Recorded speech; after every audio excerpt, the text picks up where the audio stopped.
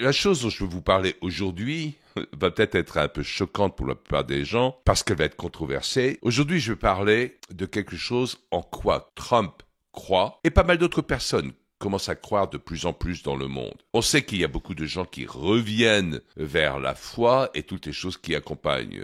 On voit qu'il y a eu une augmentation, ne serait-ce qu'en France, de 45% d'une année sur l'autre, hein, en 2025 par rapport à 2024, des baptêmes. Et une augmentation de 45%, c'est énorme. Et là-dedans, il y a beaucoup de gens relativement jeunes, c'est-à-dire des entre 18 et même, j'allais dire, des 16 à 30 ans, qui se retournent vers la foi, vers la structure de la foi avec tout ce qu'elle représente. Et là-dedans, il y a des choses qui ont été mises de côté. Depuis plusieurs décennies, on a cherché à effacer la différence entre les hommes et les femmes. Et ça au nom du droit des femmes, au nom du féminisme. C'est très intéressant que dans certaines situations, le féminisme a cherché à rendre les femmes moins femmes. Et ça pose problème dans la société. Alors aujourd'hui, moi, je vais vous parler de certaines choses qui sont fondamentales. De la virilité de l'homme et de la féminité de la femme. Et la raison pour laquelle les deux sont foncièrement nécessaires à la société. Déjà, vu qu'on a commencé à effacer la différence, il y a une baisse de natalité dans tous les pays. Un pays qui est parmi les leaders en baisse de natalité, c'est la Corée du Sud. Si elle continue comme ça pendant 4 générations, bon, ça se passe jamais comme ça parce que c'est pas linéaire, mais si c'était linéaire, il n'y aurait plus de Corée du Sud. Il n'y aurait plus de population.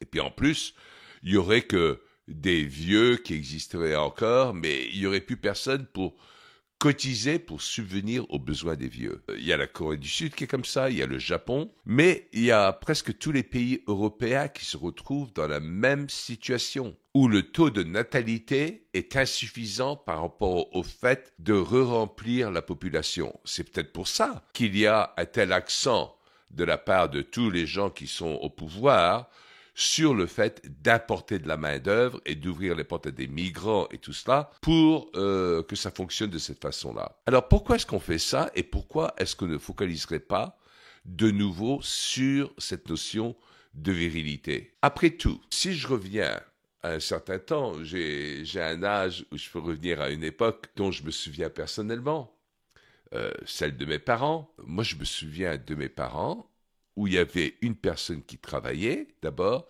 Ma mère, après, faisait un petit boulot à côté, etc. Mais essentiellement, c'est mon père qui était le responsable dans le fait de subvenir aux besoins de la famille.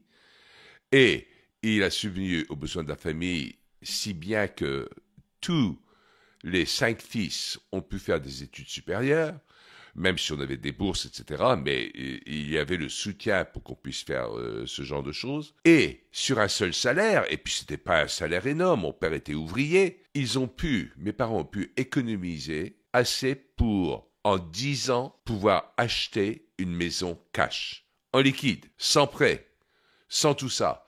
Ça, c'était quelque chose qui était faisable. Aujourd'hui, on pense même pas acheter un truc cash. On sait tous que, par exemple en France, on est limité à un endettement si on doit acheter quelque chose ou si on doit payer un loyer. Le tout peut cumuler jusqu'à 35% de nos revenus. Donc, en fin de compte, on accepte le fait qu'il y ait 35% qui aillent vers de l'endettement déjà. Sans parler de tous les impôts qu'on paye, sans parler de tout ça, etc., en fin de compte, il y a un genre de peau de chagrin qui se fait. On réduit de plus en plus ce que l'on a pour continuer à vivre. Mais on a besoin de remettre l'église au milieu du village, dans le sens où si l'homme va faire certaines choses, eh bien, la femme peut s'occuper davantage de la famille, où elle peut faire tout ceci. Vous allez me dire, oh, c'est archaïque ce que je suis en train de dire. Oui, mais est-ce que vous savez pourquoi on a cherché à mettre la femme dans l'espace travail? Ben, c'était pour augmenter les impôts. Derrière tout ça, c'était pas les gouvernements même, mais c'était aux États-Unis la Federal Reserve d'abord, qui voulait un endettement qui allait être remboursé par les impôts, donc il fallait que augmenter les sources d'impôts. De toute façon, dans toute la tendance behavioriste, c'était les études qui avaient été faites sur comment est-ce qu'on va amener les femmes qui, au nom d'une libération féminine, vont devenir de plus en plus aliénées et rentrer dans la force de travail. C'est quand même le con, parce que les marxistes défendaient la thèse que les femmes travaillent, alors que les marxistes par eux-mêmes partent de l'aliénation que subissent les gens dans le travail. Mais quand on leur pose des questions comme ça, ils disent oui, mais ça c'est une question de dialectique. C'est toujours comme ça qu'on arrive à justifier des choses. Mais la vérité est que c'est déjà suffisant pour un homme de se retrouver dans ce contexte où soit il est aliéné par son travail, surtout quand c'est dans des cubicules, où aujourd'hui on est dans ce service, on est éloigné de plus en plus du sens qu'a notre travail. À l'époque où on était impliqué dans de la production, dans de la manufacture, on faisait quelque chose avec notre vie. On était fiers. On pouvait être là et dire, tu vois la voiture qui passe? C'est moi. Moi j'ai participé à cette voiture-là. Tu vois les nouveaux bâtiments qui se construisent là? Ça, c'est moi. J'ai participé à tout ça. Et tous les biens de consommation, on peut les identifier. Tu vois ce ballon de basket que tu achètes. Tu vois, c'est les baskets que tu achètes, l'ordinateur, etc. Ça, c'est moi. Aujourd'hui, on ne peut plus dire ça. Parce qu'on a exporté toute cette production. Et aujourd'hui, les pays occidentaux se limitent dans une activité de service. Alors là, je vais dire quelque chose où je vais me faire assassiner, c'est sûr. Mais c'est un fait. Le travail de service est un travail bien plus féminin. Parce que les femmes, par définition, vont toujours être bien plus au service des gens. D'ailleurs, pendant toute cette période de transition, dans tous les aspects de service après-vente, de service, par exemple, dans les avions, au début, il n'y avait que des hôtesses de l'air. Maintenant, il y a des stewards également. Et comme c'est une activité de service, ben, il va y avoir une féminisation de certains rôles. Vous voyez, ce n'est plus de la production. Ce n'est plus de la fabrication. Et je crois que ce vers quoi Trump est en train de s'orienter aux États-Unis, c'est faire le fait de faire renaître cette notion de masculinité, de virilité, de fierté, d'être un producteur. C'est inné dans les gènes des hommes. Quand on regarde, il y a toujours des exemples, bien sûr, vous allez me dire, c'est pas dans tous les cas. Mais la plupart des gens qui vont à la pêche sont des hommes. Il y a des femmes, bien sûr, mais la plupart sont des hommes. La plupart des gens qui vont à la chasse sont des hommes. Ce sont des activités profondément masculines, parce qu'elles remontent à l'origine où il fallait aller chercher de la bouffe, et c'était le rôle de l'homme. Alors après, la femme le préparait pour qu'on puisse le manger, elle s'occupait des enfants et tout cela et tout cela. Alors aujourd'hui, on va dire, bah oui, mais le problème de natalité, c'est une question de coût. Élever un enfant, ça coûte bien trop cher aujourd'hui. Vous croyez? Regardez où il y a le plus d'enfants. C'est dans les pays où, en fin de compte, les gens gagnent nettement moins. C'est complètement dissocié. Le coût de faire grandir un enfant, d'élever un enfant, n'est pas lié à un aspect économique.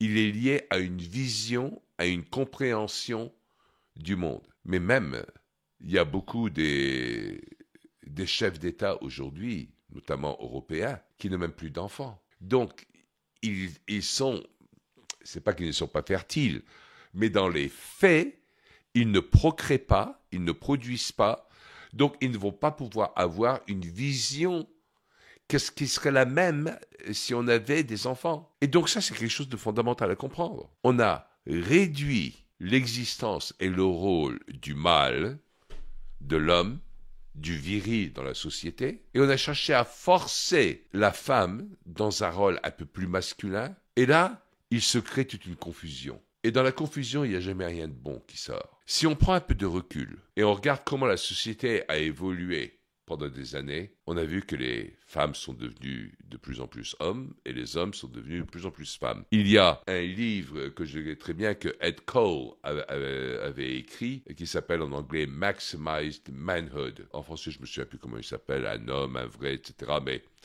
peut-être qu'on va pouvoir le mettre là sur l'écran et vous allez pouvoir le voir. Et dans l'introduction de ce livre, il y a quelqu'un qui a écrit 2 pages qui sont superbes. Et pourtant, c'était vers la fin des années 80. Il voyait déjà la tendance. Il disait, regardez ce qui se passe dans la société. L'homme, maintenant de plus en plus, a des cheveux de plus en plus longs. Il ouvre sa chemise ici et il porte des bijoux ici. C'est comme s'il montrait sa poitrine quelque part. Alors que la femme se coupe les cheveux, elle porte des costumes avec des pantalons, elle devient de plus en plus masculine. Et vous allez me dire, oui, mais ça c'est une question de mode, c'est normal, etc. Mais ça a un effet sur les enfants. On sait très bien, il y a quelques années, quand on était pendant toute la crise du Covid, et puis il fallait porter des masques, il y a des gens qui ont fait des études très rapidement sur les méfaits que ça a eu sur les enfants qui n'ont pas vu le visage de leur mère pendant plus d'un an. Et ça, c'est quelque chose qui est très difficile parce que c'est par ce biais-là qu'on apprend à parler également. Donc, d'un seul coup, déjà, on a du mal à ce que dans les écoles, les enfants arrivent à lire, à écrire, à faire toutes ces choses-là. Mais d'un seul coup, on leur a enlevé la capacité de parler parce qu'au début, c'est comme ça qu'on apprend. On apprend par mimétisme. Nous sommes des êtres sociaux et on apprend à partir des autres. Et quand on coupe ce genre de choses, je ne dis pas que c'était volontaire, tout ça, etc.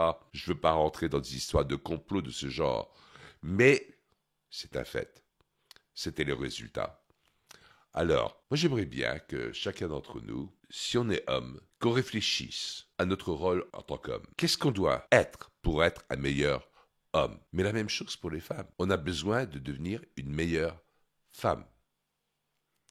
Je sais qu'en France, et j'ai vu une présentation de Charles Gave là-dessus, il disait la richesse de la culture française est celle où on a unifié les hommes et les femmes. Dans beaucoup d'autres sociétés, on séparait les hommes et les femmes. Ils n'avaient pas le droit de se parler, etc., etc. On connaît encore des sociétés aujourd'hui où les femmes sont couvertes et tout cela, etc. La beauté de la France, c'est que on célébrait, on fêtait la différence entre l'homme et la femme, mais on les voyait en tant que complémentaires. Et c'est pas par hasard que quelque part dans les annales, on parle de Paris comme la ville de l'amour, comme représentant tout ce qu'il y a de plus romantique. Mais est-ce que ça, c'est seulement des vestiges du passé, ou est-ce que ça existe encore? Si on ne veut pas disparaître en tant que société, on a intérêt à se battre pour ce pourquoi nous sommes réellement faits. Et l'homme doit respecter les femmes. Et les femmes doivent respecter les hommes. Si on respecte, c'est la première étape vers le fait d'aimer profondément. Et de célébrer les différences. Et de savoir qu'on a chacun un rôle. Et mais nous, tout seuls, on ne peut pas tout accomplir en tant qu'homme. Nous, tout seuls, en tant que femmes, on ne peut pas tout accomplir non plus. On a besoin l'un de l'autre. Mais pour qu'on ait besoin l'un de l'autre, il faut qu'une femme soit une femme et qu'un homme soit un homme.